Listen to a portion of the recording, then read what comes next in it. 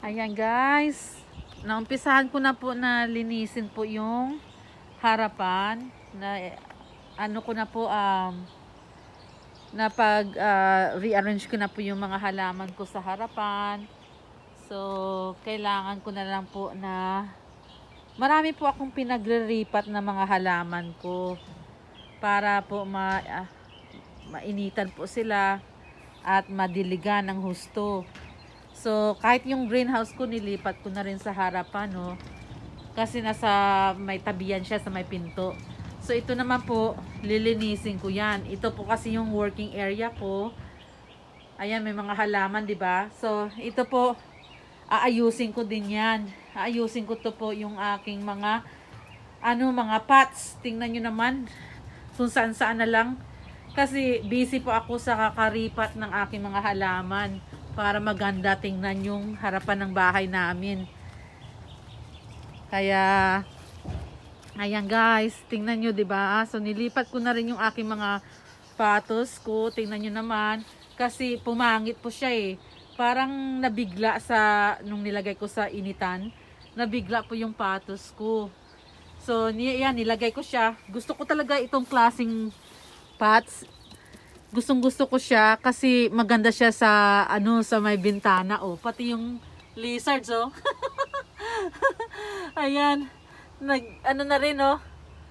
Aba, star siya ngayon, ah. So ayan po. Nilagay ko 'yan yung aking mga halaman.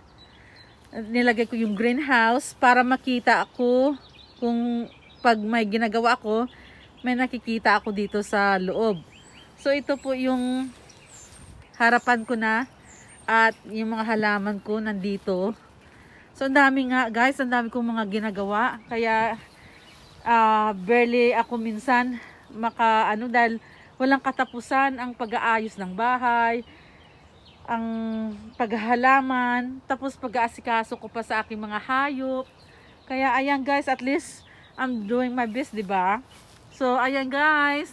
Gusto ko talaga yung, yung patos plants ko. Di ba ang ganda tingnan? Ayan.